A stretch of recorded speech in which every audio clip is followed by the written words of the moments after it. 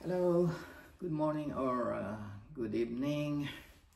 Okay, pag-usapan natin dito sa mga nurses, especially yung coming, pati na rin yung mga bago. But sasabihin ko to, hindi ibig sabihin lahat siguro. Baka naman sabihin, hindi para sa inyo to. Kung sino ang agree, that's okay. Kung sinong disagree, it's okay. Sinasabi ko lang to dahil hindi lang dahil nakikita ko meron tayo sa libro, ganon, actual experiences. Gusto kong makatulong, kagaya ng mga previous video ko dyan. Okay? Napan ako, palaging sinasabi yung toxic. Sa trabaho, which I agree. Hindi naman ngayon lang yan. Hindi lang ngayon lang yan. Kahit noon pang panahon namin. We came here the 1980s. A lot of nurses. A lot. Ngayon, kaya kung mayroong nagsasabi na American dream is dead, especially for nurses, no. It's a big no. It's a big no. Soon, a lot will come. Kasi sa dami naming ngayon. Ako, retired na ako. A lot I know, retiring. And we need nurses. So, pagdating doon sa American dream is dead, don't believe it. Ngayon, doon sa toxic na sinasabi, I agree.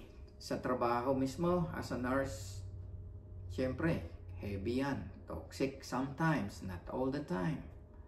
Yung areas mo, I see you again, or whatever. ER, siyempre, ano yan yung pasyente, minsan darating lahat yan, sabay-sabay. Minsan parang wala naman. Kaya ano yan that's really true. Co-workers, siyempre, co-workers yan. Minsan nga, magkakapatid na, hindi pa magkakasundo, di ba? How much more, hindi mo naman kilala yan. Minsan, iba-iba bang culture yan? Iba-ibang bansa yan. Oh, see? Another one. Doctors, siyempre, stress din yan. Minsan, you need to adjust. Talagang ganyan. Minsan, ano rin yan, aburido rin. Everything, sometimes we feel is toxic. But not all the time, not every day. But you should remember, kung hindi toxic ang buhay ng nursing, paminsan-minsan, wala kayong trabaho. Wala nang i-hire. You know why? Year 2008, nag-down ang economy noon. Maraming walang trabaho. Tapos, nung wala ng mga trabaho, siyempre yung iba, kahit hindi gusto ang nursing, I'm talking about sa America noon, yung mga young generation noon. Siyempre, kukuha ng nurse kasi yun ang trabaho But, I can tell you, hindi lahat ng nagda-nurse nagugustuhan, especially yung mga born dito. You know why? Mahirap. Kaya, I can tell you, my own niece, sarili kong pamangkin. Ayun, nagtatrabaho siya ngayon sa parang insurance or sa Epic. That's the computer siyang nagtiteach. Nagtrabaho siya ng ilang taon. Ang gusto nila, yung mag-supervise or halimbawa sa mga, paperworks. But ang nursing, hindi paperworks. You're dealing with patient. So, ngayon, kung yung ibang bagong dating dito, sabihin toxic. Kung hindi toxic ang trabaho, I repeat it, wala kayo rito. Saka yung iba hindi na darating. Kung hindi, sa dami ng nag-aral noon, 2008 and after, di sila nang nandyan.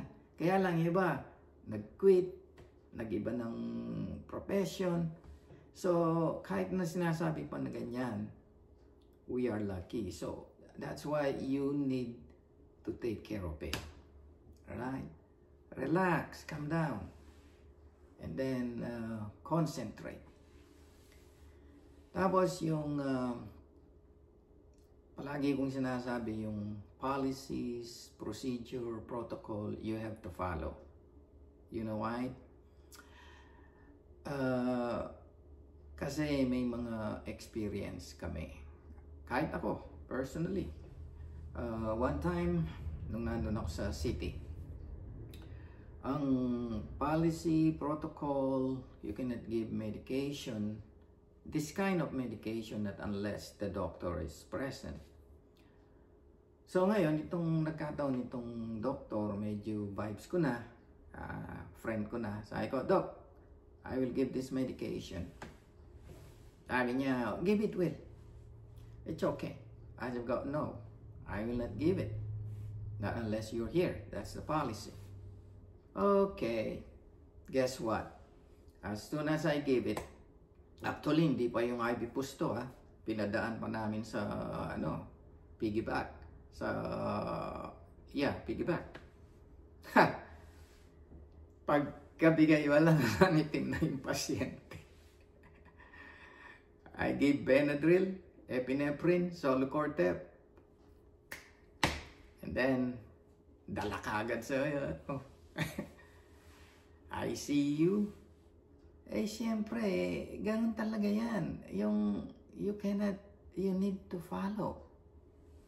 Yun ang palagi kong sinasabi sa inyo.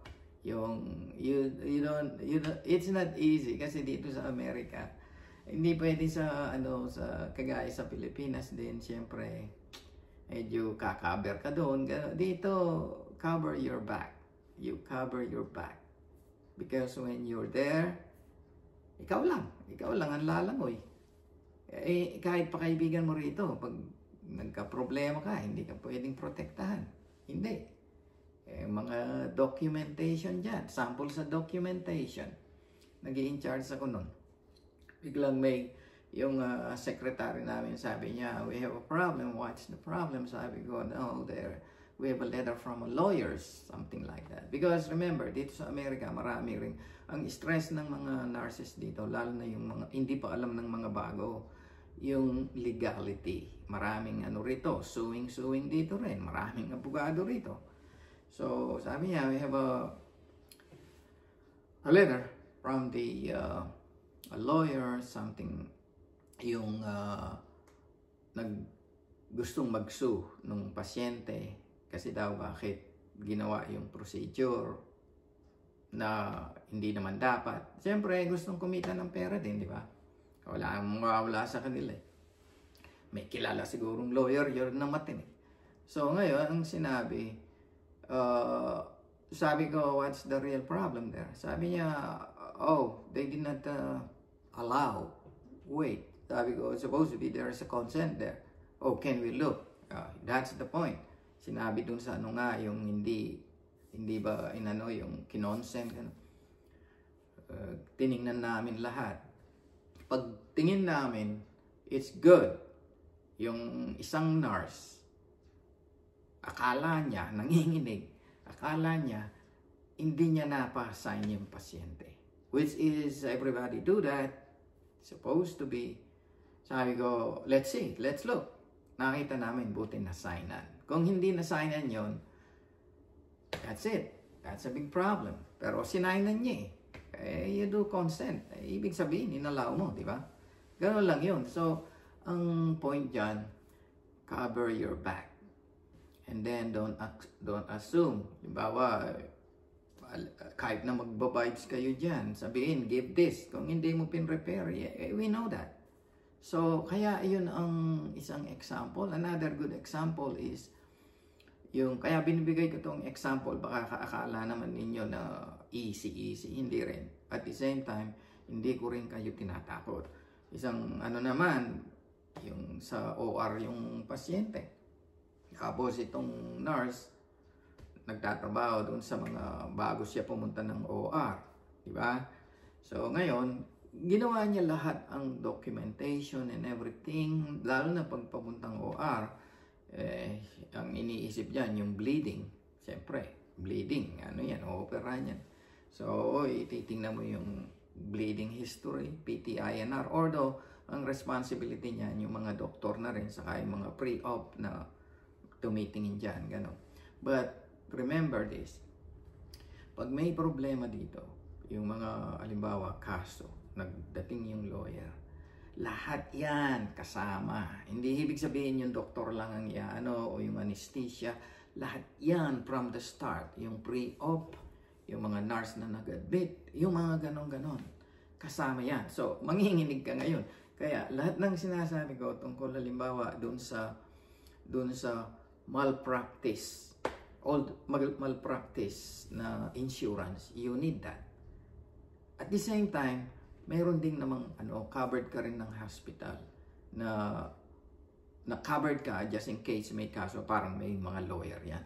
So the point here is always documentation, documentation, documentation.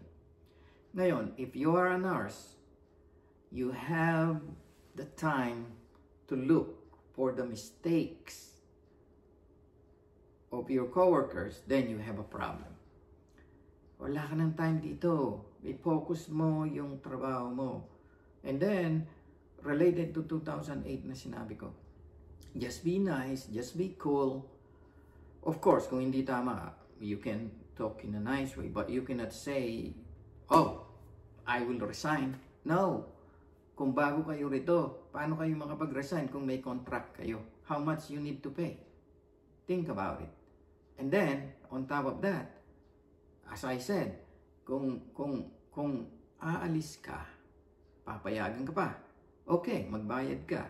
Pag nagbayad ka, yung lilipatan mo, kukuha ng reference. Maganda ba ang reference mo?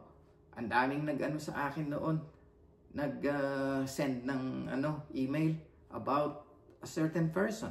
If I don't like him or her, di ba? Magkakaproblema yun. That's the point. So, relax lang.